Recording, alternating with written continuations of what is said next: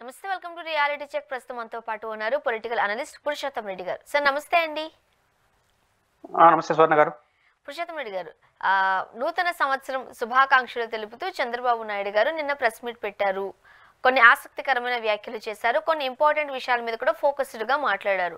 మొట్టమొదటిగా అమరావతి నిర్మాణానికి సంబంధించి గత ప్రభుత్వం జగన్మోహన్ రెడ్డి గారు ఒకలాంటి చిక్కుముడులు పెట్టేసి వెళ్ళింది. వాటిని అన్నింటిని విప్పుతూ నేను నిర్మాణానికి త్వరితగతిన అడుగులు వేస్తున్నాము, మా ప్రభుత్వం దాన్ని ముందుకు తీసుకెళ్తుంది. ఇప్పుడు ఏపీ ప్రజలకు మీ రాజధాని ఏది అని అంటే సగర్వంగా అమరావతి అని చెప్పుకునే విధంగా అమరావతిని తయారు చేస్తున్నాం అని చెప్పారు. ఫస్ట్ ఆఫ్ ఆల్ మీరేం చెప్తారు? అంటే ఫస్ట్ ఆంధ్రప్రదేశ్కి చిక్కుముడి జగన్మోహన్ రెడ్డి గారు అమరావతి రాజధాని చుట్టూ తీసుకొచ్చారనేది వాళ్ళ ఆరోపణ. అసలు రాజధాని సర్వస్వం అనుకోవడమే ఆంధ్రప్రదేశ్కు చిక్కుముడి, అమరావతికి కాదు. రాజధాని అనేది సర్వస్వం అనేది కరెక్ట్ కాన్సెప్ట్ కాదు. మంచి రాజధాని నిర్మించుకోవడం వేరు, రాజధాని నిర్మించుకోవడంతోనే రాష్ట్రం అంతా అయిపోతుంది అన్నట్టుగా వాదనలు తేవడమే అసలు చిక్కుముడి. కాబట్టి ఆలోచించి ఫస్ట్ ప్రభుత్వం బయటపడాలి. అమరావతి రాజధానికి సంబంధించినంత వరకు జగన్మోహన్ రెడ్డి గారి కాన్సెప్ట్ మారడం వల్ల దాని పురోగతి ఆగిపోయిన మాట వాస్తవం. ఎందుకంటే ఆయన ఈ తరహా కాన్సెప్ట్తో లేడు, వేరే కాన్సెప్ట్లోకి వెళ్ళాడు. కాబట్టి అమరావతి పురోగతి జరగలేదు, అక్కడికి ఆగిపోయింది. కాబట్టి వీళ్ళు చెప్పేది ఏంటంటే డైరెక్ట్గానో ఇండైరెక్ట్గానో జగన్మోహన్ గారు ఆ కాన్సెప్ట్ తీసుకున్నాడు కాబట్టి రావాల్సినవన్నీ క్రమ పద్ధతులు ఆగిపోయినాయి, ఇప్పుడు మళ్ళీ వాటిని తీసుకురావాలి, మళ్ళీ జగన్ వస్తే ఏమైనా చేసేస్తాడని భయం ఉంది. ఇది వాళ్ళకు ఉన్నటువంటి అసలు సమస్య. కాబట్టి రావాల్సిన ఇన్వెస్ట్మెంట్స్ అవన్నీ ఆగిపోయే చిక్కుముడిని అధిగమిస్తాను అన్నాడు. నో ప్రాబ్లం, అధిగమించవచ్చు. దానికి సరైన మోతాదులో సరైన పద్ధతిలో వెళ్తే ఇబ్బంది ఉండదు. కాబట్టి ఇప్పుడు అమరావతిలో ఫస్ట్ పాయింట్ అడుగేయాల్సింది కేంద్ర ప్రభుత్వం ద్వారా రావాల్సినటువంటి ఉచితంగా వచ్చే డబ్బులు. మామూలు భాషలో మాట్లాడాలంటే రెండు రాజధాని అంటే గుర్తొచ్చేది అసెంబ్లీ, సెక్రటేరియట్, రాజ్భవన్, హైకోర్టు, ముఖ్యమంత్రి కార్యాలయం. ఇదే రాజధాని అంటే ప్రధానంగా. ఇది ఫస్ట్ పూర్తి చేసేది. ఇది కేంద్ర ప్రభుత్వం డబ్బులు ఇస్తుంది. అప్పుడు ఇవన్నీ వేసేస్తే అసలు చిక్కుముడి ఈడిపోతుంది, మళ్ళీ క్రమంగా డెవలప్మెంట్ అవుతుంది. మనం దీన్ని వదిలేసి వేరే దాంట్లో వెళ్తాం. కాబట్టి జగన్మోహన్ రెడ్డి గారి చిక్కుముడి మీరు ఇప్పుతానన్నారు కదా, ఇట్లా ఇప్పండి. రాజధాని అంటేనే రాష్ట్రం, రాష్ట్రం అంటే రాజధాని అనే కాన్సెప్ట్ మార్చుకోండి. అమరావతిలో మీరు ఇచ్చిన ప్రయారిటీ ప్రకారం చేసుకోండి. అంటే ఆ చిక్కుముడి ఇప్పేటప్పుడు కొంచెం పద్ధతిగా ఇప్పుకుంటే బాగుంటుంది. చిక్కుముడి జగన్మోహన్ రెడ్డి వేసాడని ఇప్పే పేరుతో కొత్త ముళ్ళు వేయొద్దండి. కొత్త ముళ్ళు అయినారంటే అది మీకే చుట్టుకుంటుంది. కాబట్టి అది ఆలోచిస్తే ప్రభుత్వం మంచిది. ముఖ్యంగా అంటే వేల కోట్లు అమరావతి నిర్మాణానికి ఖర్చు పెడుతున్నారు. ఈ విషయంలో కూడా భిన్నాభిప్రాయాలు వ్యక్తమవుతున్నాయి. ఓ పక్క రాష్ట్ర ఖజానాలో డబ్బులు లేవంటున్నారు, సంక్షేమ పథకాల అమలుకు డబ్బులు లేవంటున్నారు, అది కూడా జగన్మోహన్ రెడ్డి గారు చేసిన తప్పిదమే అంటున్నారు. సో మనకి నిర్మాణాలు కావాలా, అభివృద్ధి కావాలా, మనకి కంటికి చూడడానికి హంగులు కావాలా, ప్రజల యొక్క అవసరాలు కావాలా, ఇలా రకరకాల భిన్న స్వరాలు వినిపిస్తున్నాయి ఏపీలో. ఏమంటారు? అమరావతే కాదు, మొత్తం కాన్సెప్ట్ లో జగన్మోహన్ రెడ్డి గారి పైన వారు చేసిన ప్రధాన ఆరోపణ ఏంటంటే జగన్మోహన్ రెడ్డి గారు బటన్ నొక్కి సంక్షేమ పథకాల పేరుతో జనం జోబులు డబ్బులు వేస్తున్నాడు, దానివల్ల రాష్ట్రం అధోగతిని పాలైపోయింది, అది నష్టపోయింది, అభివృద్ధి అంటే ఇది కాదు, నేను చేసి చూపిస్తాను అన్నాడు. అంటూనే జగన్మోహన్ రెడ్డి గారు 10 రూపాయలు ఇస్తానంటే నేను 20 రూపాయలు ఇస్తాను అన్నాడు. అదే సంక్షేమ పథకాలను.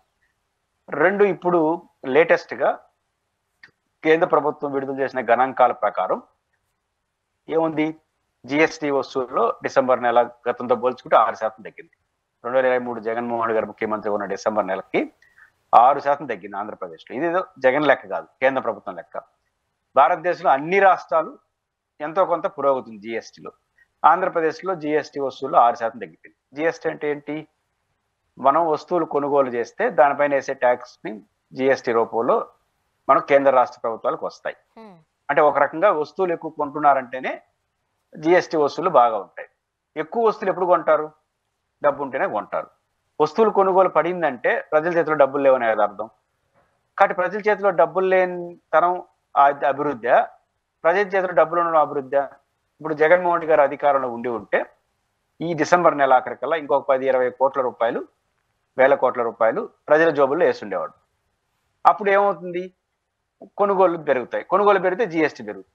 ఇప్పుడు జగన్మోహన్ రెడ్డి గారు అమలు చేసిన సంక్షేమ పథకాలు అమలు చేయట్లేదు, ఒక పెన్షన్స్ తప్ప, సామాజిక పెన్షన్స్ తప్ప. దాంతో జిఎస్టీ మీద ప్రభావం పడిందా? ఇది అభివృద్ధి అంటామా? రెండు. ఇప్పుడు రైతు భరోసా జగన్మోహన్ రెడ్డి గారు ఇచ్చాడు. మనం అన్నదాత సుఖీభావ పేరుతో 20,000 ఒకేసారి ఇస్తారన్నాం. మీరు ఆ 20,000 ఇచ్చుంటే జిఎస్టీ పెరుగుంటుంది. ఇది సంక్షేమం జోబులు వేయడం కాదు. ఎందుకంటే ఒక రైతుకి 20,000 ఇస్తే ఏం చేస్తాడు? పంటలు పండడానికి కావాల్సిన ఫెర్టిలైజర్స్ కొంటాడు, పంటలకు కావాల్సినటువంటి ఎరువులు కొంటాడు, పంటలకు కావాల్సినటువంటి క్రిమిసంహార మందులు కొంటాడు. ఇవన్నీ అభివృద్ధి కదా. అవి కొంటే ఆడ ఫ్యాక్టరీలో ఉత్పత్తి పెరుగుతుంది, ఉత్పత్తి పెరిగితే ఆడ ఉద్యోగాలు వస్తాయి. సైకిలే కదా మొత్తం. కాబట్టి ఆ 20,000 రూపాయల సంక్షేమ పథకాలు ఊరికే ఇచ్చినట్టు అంటారు. అది పెట్టుబడి, అది పునరుత్పాదక దారితీస్తుంది, వ్యవసాయం అభివృద్ధి చెందుతుంది, మల్టీపర్పస్గా ఉంటుంది. కాబట్టి ఆ 20,000 తీసుకొచ్చి కొనుక్కుంటాడు కదా. రాష్ట్రంలో లక్షలాది మంది రైతులు కొనుక్కుంటే జిఎస్టీ పెరుగుంటుంది కదా, ప్రభుత్వానికి కూడా ఆదాయం వస్తుంది కదా. 20,000 కోట్ల రూపాయలు ప్రభుత్వం పెడితే దాంట్లో 5,000 కోట్లు తిరిగి ట్యాక్సుల్లో వచ్చేస్తుంది ప్రభుత్వానికి. మల్టీ లెవెల్లో డెవలప్మెంట్ ఉంటుంది. మరి ఇప్పుడు జగన్మోహన్ రెడ్డి గారు అవి చేశారు, మనం ఎందుకు చేయలే? పవిత్ర ఆయనకన్నా ఎక్కువ ఇస్తా, ఆయన 12,500 ఇస్తానంటే మనం 20,000 ఇస్తాను. ఆయన 3 సార్లు ఇస్తానంటే కుదరదు, నేను ఒకసారి ఇస్తాను. మరి ఎందుకు ఇవ్వలేదు? ఏది డెవలప్మెంట్ అంటే? కాబట్టి జిఎస్టీ ఈరోజు పడిపోయింది. దీనికి ఏంటి కారణం మీరు చెప్పండి. ఆయన చెప్పండి. చంద్రబాబు గారు జిఎస్టీ పడింది ఎందువల్ల? మీరు డిఫరెంట్ కాన్సెప్ట్ పెరగాలి కదా. కాబట్టి ఇంకా కొంతకాలం పాటు తగ్గుతూ ఉంటుంది. ఇది ఒక సింబాలిక్ గా చూసుకోవాలి. కాబట్టి జిఎస్టీ తగ్గింది అంటే దాని కారణం కూడా ఆయన చిట్ చాట్లో చెప్పుంటే బాగుంటుంది. ఇందువల్ల తగ్గింది నేను చెప్పలేడు. ఎందుకంటే జగన్మోహన్ రెడ్డి గారు ఉంటే ఇంకొక 20,000 కోట్ల రూపాయల సంక్షేమ పథకాలు చిండేవాడు, కాబట్టి జిఎస్టీ తగ్గింది అని అనలేడు. అంటే నువ్వెందుకు లేదు అంటాం, అంతకన్నా ఎక్కువ ఇస్తామన్నా కదా అంటాం. కాబట్టి డెవలప్మెంట్ అంటే ఏంటో చంద్రబాబు గారు చెప్పాలి, చేసి చూపించాలి. మరోపక్క ఇప్పటి వరకు అంటే చంద్రబాబు నాయుడు గారు ప్రభుత్వం కొలువు తీరి 8 నెలలు కావస్తున్నా ఇప్పటికీ సంక్షేమ పథకాలు అమలు కాలేదు అనేది ప్రధానంగా వినిపిస్తున్న సమస్యలా కనిపిస్తోంది, విమర్శలా కూడా ఉన్న నేపథ్యంలో జగన్మోహన్ రెడ్డి గారు అధికారంలోకి వచ్చిన 6 నెలల తర్వాత నుంచే సంక్షేమ పథకాలు అమలు చేయబడ్డాయి. ఏ ప్రభుత్వానికైనా అంతే, మా ప్రభుత్వం కూడా అలా చేసుకుంటూ ముందుకెళ్తుంది. ఒక్కొక్కటిగా మేమిచ్చిన ప్రతి మాటను, ప్రతి గ్యారంటీని నిలబెట్టుకుంటాం అన్నారు. సాధ్యమా? అంటే ఆయన చెప్పిన దాంట్లో కొంత భిన్నమైన పరిస్థితులు ఉన్నాయి. ఆయన సంక్షేమ పథకాలు అమలు చేయకపోవడానికి కారణాలు ఎతుకుతున్నాడు. అదే సందర్భంలో రాజకీయ నాయకుడు కదా, కుదరదు అని నాలాగా చెప్పలేకుండా ఏదో చేస్తాంలే అని మాట్లాడుతున్నాడు. అల్టిమేట్ గా జగన్మోహన్ రెడ్డిని తప్పు మళ్ళీ ఆయనే కారణం అంటున్నాడు. ఏమంటాడు ఆయన? ప్రధాన 2-3 చెప్తాడు. ఒకటి, జగన్ చేసిన పాపాలు మేము ఒకరే భరించకూడదు, మీరందరూ కూడా భరించాలి అంటాడు. అంటే జగన్ చాలా అన్యాయం చేసిన రాష్ట్రానికి. రెండోది ఏమంటాడు? మేము ప్రతిపక్ష నాయకుడుగా ఉన్నప్పుడు క్రైసిస్ లో ఉందని తెలుసు కానీ ఇంత క్రైసిస్ లో ఉందని తెలియదు అంటాడు. అంటే ఎందుకంటే ప్రజలు ఎన్నికల హామీలు అమలు చేయలేకపోతే అడుగుతారు కదా. చాలా క్రైసిస్ లోకి వెళ్ళిపోయింది కాబట్టి అమలు చేయలేకపోయినా. అది దీనికి కారణం నేను కాదు, జగన్. పాయింట్ ఏంటంటే ఒకటి మాట్లాడతాను. ఇప్పుడు నేను ఊహించలేదు ప్రతిపక్ష నాయకుడుగా అన్నాడు. నమ్మచ్చు అదిని? 2 కారణాలు ఇచ్చా నమ్మలేదు. ఎందుకని? చంద్రబాబు గారు ఫస్ట్ టైం ముఖ్యమంత్రి కాదు, ఈ రాష్ట్రానికి 15 సంవత్సరాలు ముఖ్యమంత్రి ఉన్నాడు. అప్పటికే 15 సంవత్సరాలు ప్రతిపక్ష నాయకుడు. ఇన్నేళ్ళు ఎక్స్పీరియన్స్ ఉన్న ఆయనకి రాష్ట్ర ఆర్థిక పరిస్థితి తెలీదా? 2, అన్నిటికన్నా మించి ఈరోజు అప్పు ఎంత అంటున్నారు? ఒక రాష్ట్రం పతనమైందనడానికి ఒక సిగ్నిఫికెన్స్ గా అప్పు చూస్తాం. మరి ఈరోజు అప్పు ఆన్ రికార్డ్ ఏం చెప్పారు అసెంబ్లీలో? 6,70,000 కోట్లు. బయటికి ఏం చెప్తున్నారు? 9,70,000 కోట్లు. అంటే మొత్తం మీద 10 లక్షల కోట్లు అప్పు చేశాడు జగన్ అంటున్నాడు. కాబట్టి నేను ఇబ్బందిగా ఉంది అంటున్నాం. గుడ్. నాకు తెలియదు ప్రతిపక్ష నాయకుడుగా అంటే ప్రతిపక్ష నాయకుడుగా ఉన్నప్పుడు 5-6 లక్షల కోట్లు ఉందని అప్పు అంచనా వేసుకొని ఇప్పుడు 10 లక్షల కోట్లు అంటే భయపడిపోవాలి. ఎందుకంటే రెట్టింపు అయిపోయింది. మనం ప్రతిపక్షంలో 14 లక్షల కోట్లు అప్పు అన్నాం, ఇంతకన్నా ఎక్కువ ఉంటుందన్నాం అప్పు. కాబట్టి ఎక్కువ ఉంటుందని అప్పు అని తెలుసుకున్న తర్వాత తెలుసుకోకపోవడం ఏంది? 5 లక్షల కోట్లు అప్పు ఉందని చెప్పి 6 లక్షల కోట్లు ఉంటే 5 లక్షల కోట్లు ఎక్కువ అని బాధపడితే అర్థం చేసుకుంటా. నువ్వు 10 లక్షల కోట్లు అప్పు, 14 లక్షల కోట్లు అప్పు చెప్పేసి ఈరోజు రికార్డుగా 6,70,000 కోట్లు అన్ రికార్డెడ్ గా 10 లక్షల కోట్లు అని ఇంకా తక్కువే చెప్తా ఉంటే నేను ముందే అనుకోలేదు ఎట్టంటారు? ఎట్ నమ్ముతాం మన వాళ్ళని? కాబట్టి ప్రజలు విశ్వసించరు ఆ మాటలు. రెండో పాయింట్ ఆయన చెప్పేది, జగన్మోహన్ రెడ్డి గారు 6 నెలలు సంవత్సరాలు అమలు చేశాడు కదా. Perfectly correct. జగన్మోహన్ రెడ్డి గారు చాలా పథకాలని 6 నెలల నుంచి సంవత్సరం లోపల అన్ని ఒకటొకటి అమలు చేసుకుంటే మిగతా 4 ఏళ్ల పాటు అమలు చేస్తూ కంటిన్యూ చేసినాడు. 1 year అన్ని క్లియర్ చేశాడు, మళ్ళీ కంటిన్యూ చేసినాడు. నాకు కూడా అవకాశం ఇవ్వాలి కదా అంటున్నాడు. నాకేం అభ్యంతరం లేదు. కాకపోతే జగన్మోహన్ రెడ్డి గారు అమలు చేయడానికి ఏం చేసినాడు? వాలంటీర్ల వ్యవస్థ, సచివాలయ వ్యవస్థ సృష్టించినాడు. మీరేమైనా దానికి కొత్త వ్యవస్థ చెప్తున్నారా? దీన్ని ఇంకా బాగా చేస్తామో అన్నాడు. వాలంటీర్లకు 5 నుంచి 10,000 ఇస్తారు, మీరు పీకేసినారు వాటిని. రెండో పాయింట్ ఏంటంటే, అన్నిటికన్నా మించి జగన్మోహన్ రెడ్డి గారి సంక్షేమ పథకాలకి మీకు తేడా ఉందండి. జగన్మోహన్ రెడ్డి గారి సంక్షేమ పథకం ఇప్పుడు 4,000 ఎందుకు ఇస్తున్నారు? అది కూడా 1 year తర్వాత ఇచ్చిండొచ్చుగా. సామాజిక 4,000 ఇస్తున్నారు కదా. కొన్ని కంటిన్యూ ప్రాసెస్ ఉంటాయి. ఇప్పుడు ఉదాహరణకు నిరుద్యోగ భృతి ఉంది, కొంత టైం తీసుకోండి, తప్పలేదు. ఎందుకంటే నిరుద్యోగ భృతి న్యూ, నిరుద్యోగులు గుర్తించాలి, దానికి ఒక సిస్టమ్ పెట్టాలి. గ్యాస్ సిలిండర్లు 4 నెలలు తీసుకున్నారు, గుడ్, ఎందుకంటే దానికి ఒక సిస్టమ్ పెట్టుకోవాలి. 18 సంవత్సరాలు నిన్న మహిళకు 1500 అన్నారు, దానికి సిస్టమ్ పెట్టుకోండి. కానీ ఆన్ గోయింగ్ స్కీమ్స్ ఎందుకు ఆపేసినారు, దానికి ఎందుకు టైం పడతా ఉంది? ఉదాహరణకు అమ్మఒడి ఉంది, మీరు పేరు మార్చి తల్లికి వందనం ఇవ్వండి, లెక్కలన్నీ స్కూల్లో ఉన్నాయిగా, ఇవ్వచ్చు. రైతు భరోసా పాత లెక్కలేగా, కంటిన్యూ కదా. వాళ్ళు 2000, 6000, 7000 ఇచ్చారు, మీరు 10,000 20,000 ఇస్తున్నారు, ఇచ్చేసేయండి. కటి ఇవి ఇచ్చేసి, ఏదైతే కంటిన్యూ ప్రోగ్రామ్స్ ఇచ్చేసి కొత్తవి కానీ ఆలస్యం చేస్తుంటే అర్థం చేసుకుంటాం. ఇది గడియకపోతే దాన్ని ఎట్లా అర్థం చేసుకుంటారు ప్రజలు? కాబట్టి ఆయన చెప్తున్న దానికి ఆడ ఫ్యాక్ట్కి చాలా వ్యత్యాసం ఉంది. అందువల్ల చంద్రబాబు నాయుడు గారు, నేనంటుంది ఏంటంటే అమలు చేసుకుంటూ పోతానంటే 29 అమలు చేస్తాడని నా డౌట్.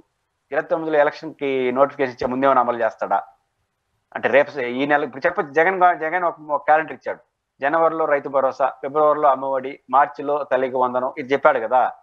మీరు అటు చెప్పండి, క్యాలెండర్ ఇవ్వండి. ఈ సంవత్సరం తల్లికి వందనం లేదు, వచ్చే సంవత్సరం తల్లికి వందనం, ఆపై చెప్పట్లేదే. కాబట్టి తప్పించుకోలేడు, ఇవ్వలేడు. ఈ పరిస్థితులన్నీ నేపథ్యంలో చంద్రబాబు గారు సతమతం అవుతున్నాడు.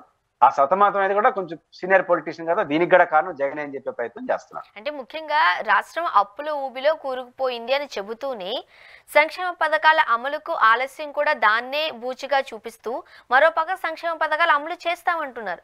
సో ప్రజలు కూడా ఒక కన్ఫ్యూజన్ లో ఉన్నారు, లేని డబ్బులు ఎక్కడి నుంచి తెస్తారు, ఎక్కడ ఇస్తారు, ఎలా జరుగుతుంది అని. దీనికి మాత్రం సరైన సమాధానం కూటమి ప్రభుత్వం నుంచి వినపడకపోయేసరికి ఒకలాంటి ఆందోళన. అంటే ఒకటి, అదే జర్నలిస్ట్ గా మీకైనా అనలిస్ట్ గా నాకైనా పోయిందేమీ లేదు. తెలుగుదేశం ఉన్నా మీరు జర్నలిస్ట్, నేను అనలిస్టు. ఆ ప్రభుత్వం వైసీపీ వచ్చినా మీరు జర్నలిస్ట్, నేను అనలిస్ట్. మన ఇద్దరిది ఏం పోదు, ఉన్నదన్నట్టు చెప్పేస్తాం. కానీ ఆయన ఉన్నదన్నట్టు చెప్తే అధికారం పోతుంది, అది సమస్య. కాబట్టి ఆయన చెప్తాడు మనలాగా. కాబట్టి ఆయనకి తెలుసు ఆచరణలో సాధ్యం కాదని తెలుసు. ఎందుకంటే 1,90,000 కోట్ల ఆదాయం, 1,80,000 కోట్లు ఖర్చు చూపిస్తుంది, 40,000-50,000 కోట్ల రూపాయలు అప్పులు తేగలరు.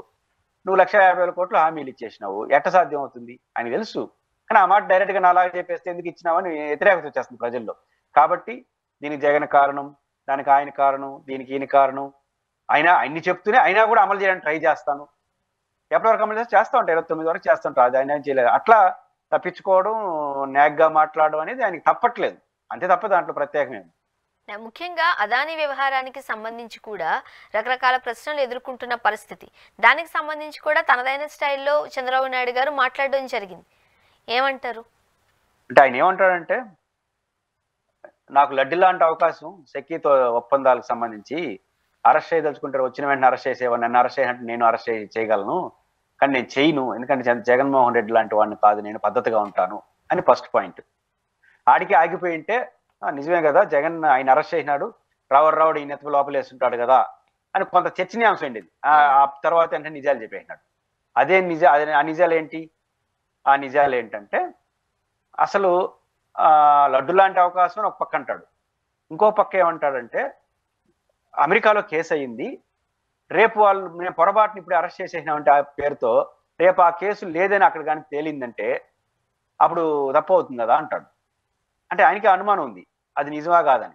ఒక పక్క ఏమో అరెస్ట్ అంటే నిజం చెప్పినాడు, ఏదో పేపర్లో చూసో సాయంత్రం ఆ డిబేట్లు చూసేసి చంపే అరెస్ట్ చేసేస్తే రేపు ఆడ లేదని తేలితే రేపు తప్పు అవుతుంది కదా అంటాడు. లేదని తేలితే అని అంటున్నాడు అంటే లేదని అర్థం, కేసు లేదని అర్థం. మరి కేసు లేదని ఇప్పుడు రోజు జగన్ అరెస్ట్ ఎందుకు చెప్పాలి, దానికి ఎందుకు సపోర్ట్గా మాట్లాడాలి? ఇప్పుడు సెకీలో ఏం అరెస్ట్ చేస్తారు మీరు? ఎవరిని అరెస్ట్ చేయాలి సెకీలో? సెకీ అనేది ఏంటి? Solar energy corporation of India. ఇది ఆదానితో ఇంకో కంపెనీతో ఒప్పందం చేసుకుంది.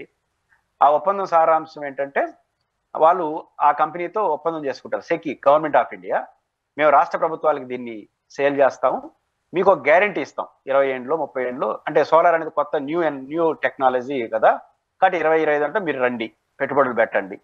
రాష్ట్ర ప్రభుత్వాలు కూడా ఇట్లాంటి వాళ్ళతో మీరు పెట్టుబడులు పెట్టుకుంటే మీకు ఇన్సెంటివ్స్ ఇస్తాం. రాష్ట్ర ప్రభుత్వానికి ఒక హాజీ చూపించారు, వాళ్ళకి ఒక నమ్మకాన్ని కల్పించినారు, చేస్తూ ఒక తప్పు చేసినారు నా దృష్టిలో. ఏది? సెకీ అంటే సోలార్ ఎనర్జీ కార్పొరేషన్. వాళ్ళు ఒక షరతు పెట్టారు, టెండర్లు పిలిచారు, టెండర్లో కండిషన్ పెట్టారు, సోలారు ఇంత ఉత్పత్తి చేసి లోయెస్ట్ రేట్కి ఎంత ఇస్తే వాళ్ళకి ఇస్తాం చెప్తూ, సోలార్ ఎనర్జీని సప్లై చేయడంతో పాటు సోలార్ ఎనర్జీకి కావాల్సిన ఎక్విప్మెంట్ ను తయారు చేసే సంస్థగా ఉండాలంట కండిషన్. అప్లై టెండర్లో పాల్గొనే కండిషన్. తమాషా అంటే భారతదేశంలో రెండు ఉన్నాయంట. అది ఒకటి ఆదానికి, ఒకటి ఇంకొకటికి. అంటే ఇండైరెక్ట్ గా వీళ్ళిద్దరు తప్ప ఎవరు టెండర్లో పార్టిసిపేట్ చేయకుండా చేసినారనేది ఆరోపణ సెకీ పైన. ఈ తప్పు అయితే ఎవరిది తప్పు అవుతుంది? సెకీది అవుతుంది. సెకీ ఎవరిది? గవర్నమెంట్ ఆఫ్ ఇండియాది. యాక్షన్ తీసుకోదంటే వాళ్ళ మీద తీసుకోవాలి. వాళ్ళ ఒప్పందాల రాష్ట్రానికి సంబంధం లేదు. వేసిన టెండర్లో లోయెస్ట్ జగన్ తీసుకున్నారు. ఇది చంద్రబాబు నాయుడు గారికి తెలుసు. అందువల్లనే దీన్ని రద్దు చేయండి అని మీలాంటి జర్నలిస్ట్ అడిగితే, రద్దు చేయాలంటే 25 ఏళ్ళ ఒప్పందం ఉంది, ఆ 25 ఏళ్ళ ఒప్పందం ముందుగా రద్దు చేస్తే డబ్బులు కట్టాలి అంటాడు. అంటే ఇండైరెక్ట్ గా నేను రద్దు చేయనని చెప్పేసి. ఇంతకు ముందు మనం ఒక డిబేట్ లో మాట్లాడినప్పుడు కూడా వాళ్ళు కూడా ఇదే పాయింట్ ని లేవనెత్తారు. దానికి ఆస్కారం ఉందంటారా నిజంగానే? 25 ఒప్పందం ఉంది. ఒప్పందాన్ని ఉల్లంఘిస్తే ఎవరు ఉల్లంఘిస్తే వాళ్ళు ఫైన్ కట్టాలి, మనం ఉల్లంఘిస్తే కట్టించాలి, కరెక్టే. కానీ అవినీతి లేదా తప్పులు, ఇర్రెగ్యులారిటీస్ దాంట్లో జరుగుంటే ఆ ఒప్పందాన్ని రద్దు చేసుకునే సార్వభౌమాధికారం ప్రభుత్వాలకు ఉంటాయి. వాళ్ళు కోర్టు వెళ్ళినా కూడా, ఇప్పుడు జగన్ కి డబ్బులు ఇచ్చి మేనేజ్ చేసి అన్నారు, అది నిరూపించండి. లేదా చంద్రబాబు లేదా ఒప్పందాలను తప్పులు ఉన్నాయి నిరూపించి కానీ దాని యాక్షన్ తీసుకుంటే అప్పుడు కోర్టుకి వెళ్తాడు. 25 ఏళ్ళ ఒప్పందం ముందే తీసుకున్నాం. అప్పుడు కోర్టు ఏం చెప్తుంది? ఇర్రెగ్యులారిటీస్, అవినీతి జరిగిన చోట చట్టాలు కుదరవు, అది ప్రభుత్వానికి అధికారం ఉంది, కొట్టడం బరేస్తారు. ఈ రెండు జరగలేదు కాబట్టి వీళ్ళు పోరు. దానికి ఏం చెప్తారు తెలివిగా? 25 ఏళ్ళు ఉంది కాబట్టి మేము రద్దు చేసుకోలేము అంటాడు. రద్దు చేసుకున్నప్పుడు అంటే అవినీతి మీకు ఇంకా ఆయన 1700 కోట్లు ఇచ్చాడు, మీకు నెక్స్ట్ ఇస్తాడా ఇంక 20 ఏళ్ళు అని అర్థం వస్తుంది కదా. కాబట్టి ఇది రాంగ్.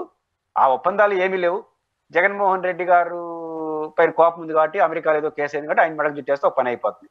ఇప్పుడు సీన్లోకి వచ్చిన తర్వాత అసలు కథ చెప్పినాడు. అసలు కథ అని చెప్పేసి గమ్మున ఉండాలి. మళ్ళీ నాకు కక్షాదింపులు రాజకీయాలు లేవు అంటాడు. ఆ డ్యూయల్ స్టెప్. అందువల్ల ఆదాని విషయం దీన్ని బట్టి అర్థమైంది ఏంటంటే, మనకు ఆదాని కేసులో జగన్మోహన్ రెడ్డి ఏ తప్పు చేయలేదు. ఈ సర్టిఫికేట్ ఎవరు ఇస్తున్నారంటే చంద్రబాబు ఇస్తున్నారు. జగన్ కి సర్టిఫికేట్ చంద్రబాబు ఇవ్వడం అనేది ఇక్కడ ఆశ్చర్యకరం. ఇన్ని రోజులు జగన్ నేను తప్పు, ఇండైరెక్ట్ ఇప్పుడు చంద్రబాబు కూడా చెప్తారు. అండ్ మరో పక్క మనం క్లియర్ గా చూడొచ్చు పురుషోత్తం రెడ్డి గారు, ఓ పక్క మోదీ గారికి అదానీ గారికి సంబంధించి మంచి సత్సంబంధాలు ఉన్నాయి, ఇద్దరు ఒకే మాట మీద ముందుకు వెళుతున్నారు. ఈ నేపథ్యంలో అదానికి సంబంధించిన వ్యవహారంలో ఒకవేళ చంద్రబాబు నాయుడు గారు ఏదైనా స్టెప్ తీసుకోగలిగితే అది మోడీ గారికి వ్యతిరేకంగా తీసుకున్నట్టే కొంతమందికి అనిపించవచ్చు. అందువల్ల కూడా వెనక్కి తగ్గే అవకాశాలు లేకపోలేదా అనేది కూడా ఒక ప్రశ్నే. అంటే ఇక్కడ ఫస్ట్ ఏం చేయాలంటే, ఆయన చేసుకోవాలంటే నెంబర్ 1 నేను చెప్పాను కదా, ఇర్రెగ్యులారిటీస్ అనే ఆరోపణ దేనిపైన ఉందంటే, మీరు ఎంపిక చేసుకున్న కంపెనీకే టెండర్లు ఇవ్వాలని నిర్ణయించుకున్నారు. సెకీ, ఇది జగన్ మీద కాదు. అదేంటంటే ముందు చెప్పాను కదా, టెండర్లు వేసేటప్పుడు అన్కండిషన్ గా టెండర్లు వేయాలి. కండిషన్ పెట్టారు. ఏం కండిషన్ అంటే, భారతదేశంలో ఉదాహరణకు మీరున్నారు, నేను బిల్డింగ్ కడుతున్నాను, ఇసుక టెండర్ మీకు ఇస్తాను. ఒక పెద్ద కాంప్లెక్స్ కడుతున్నాను, 2 ఏళ్ల పాటు నెలకి ఇన్ని ట్రాక్టర్లు ఇసుక కావాలి అని మీకు ఇసుక టెండర్ ఇస్తాను. అది చూసాం ఎక్కడ లోయెస్ట్ చేస్తే నీకు ఇస్తాను అంటారు. నేనేం కండిషన్ పెట్టానంటే, ఇసుకతో పాటు ఇసుక సప్లై చేసే ట్రాక్టర్ల ఉత్పత్తి కూడా నువ్వు చేసి ఉండాలి అంటాడు. నీకేం సంబంధం ట్రాక్టర్ల ఉత్పత్తి? ఎవడో ట్రాక్టర్ తీసుకుని పోతావు. ఇవి అట్లాంటి కండిషన్ పెట్టారు. విద్యుత్తుని మాకు ఇవ్వడమే కాదు, విద్యుత్ ఉత్పత్తి చేయడానికి కావాల్సిన పరికరాలు ఉత్పత్తి చేసే కంపెనీ కూడా మీకు ఉండాలి అని పెట్టారు. 6 కంపెనీలు 2 ఉంటాయంట భారతదేశంలో, అది ముందే తెలుసు.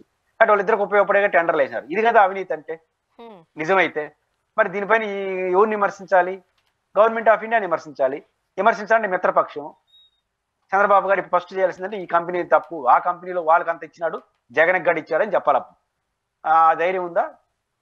బీజేపీతో భాగస్వామ్యం అవుతున్న ధైర్యం ఉందా? చేయలేనప్పుడు దాని జోలికి ఎందుకు పోవాలి? వేసేస్తే ఒక పని అయిపోతే వేసారు, అప్పుడు వాళ్ళ మీద చెప్పుకుంది.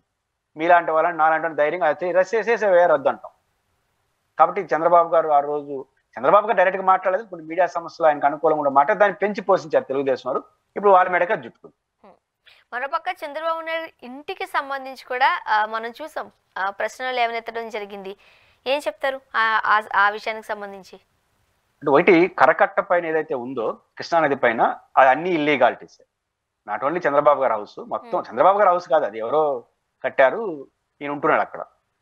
దీంట్లో చంద్రబాబు గారి విమర్శలు ఎక్కడికి గురవుతాడంటే, ఆయన పవర్లో ఉన్నప్పుడు గందరగోళం, ఎట్లుంటారు అక్రమ నిర్ణయాలు అనేసి. తర్వాత జగన్ గారు ముఖ్యమంత్రి అయిన వెంటనే ఏం చేశారు? ఇది నాది కాదు, గవర్నమెంట్ది కాదు, ఇది ఆయన ఎవరో ప్రైవేట్ వ్యక్తిది, లింగమనేని గెస్ట్ హౌస్, ఆయనకి నేను రెంట్ కడుతున్నానని చెప్పినారు. ఇప్పుడు ఏం చెప్తున్నారు? అది ప్రభుత్వందే అంటున్నారు. ప్రభుత్వం అంటే ప్రభుత్వం అజమాయిషీలో ఉందని. అక్రమ కట్టడం కదా ప్రభుత్వం, అక్రమ కట్టడాలు ప్రభుత్వం అజమాయిషి తీసుకోవచ్చు. అప్పుడు ఎందుకు అటు చెప్పారు, ఇప్పుడు ఎందుకు అటు చెప్తున్నారు? అప్పుడు పొరపాటున ప్రభుత్వం అని చెప్పేసి అనుకో, జగన్ గారు ఖాళీ చేయంటాడు. ప్రతిపక్ష నాయకుడికి ఇట్లాంటి బంగ్లాలు ఇచ్చే సాంప్రదాయం ఏమి లేదు. క్వార్టర్స్ ఉంటే లేకపోతే బయట అవసరం అదెందుకు ఇవ్వాలి నీకు పోయిగా అంటే ఏమంటారు దాన్ని, విజయవాడలో ఇంకో గెస్ట్ హౌస్ ఇస్తాను అంటాడు ప్రతిపక్ష నాయకుడికి. జగన్ అది ప్రభుత్వం ఇష్టం కాబట్టి ఆ రోజు గెస్ట్ హౌస్ మన యాని పీక్కునేస్తా, ఇది అది ఎందుకు కదా సత్య ఒక ఆఫీస్ని పగలగొట్టాడు కదా ప్రజావేదిక, దాని పక్కనే చంద్రబాబు గారి ఇల్లు ఉంటుంది. ఆ ప్రజావేదిక కొట్టినట్టు దీని కూడా కొట్టేస్తాడేమో. కాబట్టి దీన్ని కొట్టేవారు అంటే ఇది నాది కాదు, ఇది నాది అంటే, నాది అంటే లింగమనేనిది, ఆయనకి రెంట్ కడుతున్నాడు. రెంట్ కట్టాలంటే ఇంక దాన్ని కొట్టాలంటే ప్రాసెస్ ఉంటుంది, అన్నిటితో పాటు దాన్ని కూడా కొట్టాలి. ఆ రకంగా ఆ రోజు చేశారు. ఈ రోజు మళ్ళీ ఏం చేశారు, ప్రభుత్వం అంటున్నారు. ప్రభుత్వం ఆక్రమణ ప్రభుత్వం అని చెప్పడం ద్వారా ఏమవుతుందంటే దానిపైన ఏదైనా రూపాయి పెట్టాలనుకోండి కొన్ని మాడిఫికేషన్ చేసుకోవాల్సి వస్తుంది కదా, డెవలప్మెంట్స్ ఖర్చులు. రెంట్ కూడా దాంట్లో పెట్టకూడదు. మన ప్రభుత్వం అయితే ఎంతైనా పెట్టచ్చు, 2 కోట్లు పెట్టచ్చు, 10 కోట్లు పెట్టచ్చు. కానీ ఇప్పుడు ప్రభుత్వం నుంచి హెచ్చించాలంటే అది ప్రభుత్వం అయిపోవాలి. ఇది ఏమవుతుంది, విమర్శలకు గురవుతుంది కదా, అప్పుడు ఒక మాట ఇప్పుడు ఒక మాట. రెండో అంశం ఏంటంటే అక్రమణ తేలిన తర్వాత ఖచ్చితంగా దాన్ని దేనికో దానికి వినియోగించవచ్చు, లేదా దాన్ని స్వాధీనం చేసుకోవచ్చు. ఉపయోగించదలుచుకుంటే అప్పుడు ఒక స్టాండ్ ఇప్పుడు ఒక స్టాండ్ ఏంది, ఒకే స్టాండ్ లో ఉంటే బాగుంటుంది. ఈ రకంగా డబుల్ స్టాండర్డ్ చేయడం అనేది కరెక్ట్ కాదు. ఓకే, ఓవరాల్ గా నిన్న చూసిన ప్రెస్ మీట్ లోనే చంద్రబాబు నాయుడు గారు ఒకే విషయానికి సంబంధించి అప్పుడే పాజిటివ్ గా మాట్లాడుతున్నారు, అప్పుడే నెగిటివ్ గా మాట్లాడుతున్నారు. ఇది ఏపీ ప్రజల్లోకి ఎట్లా వెళ్లే అవకాశం ఉంది అంటున్నారు? అంటే ఇన్ని సంవత్సరాల ఎక్స్పీరియన్స్ ఉన్న చంద్రబాబు నాయుడు గారు ఇలా మాట్లాడడం ఏంటి ఎలా అనేది కొంతమంది ప్రముఖులు కావచ్చు, రాజకీయ విశ్లేషకులు కావచ్చు ఒక ఆశ్చర్యాన్ని వ్యక్తం చేస్తున్నారు.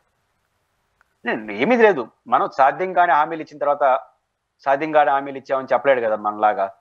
కాబట్టి ఒకదానికి బేస్లెస్ అలిగేషన్స్ ఆదానిది, ఆచరణ సాధ్యం కాని హామీలు ఎన్నికల హామీలు. ఈ రెండు చేయాలంటే ఏం చేయాలి? ఆచరణ సాధ్యంగా హామీలు ఆయన అంటాడా? అనలేడు రాజకీయ నాయకుడు.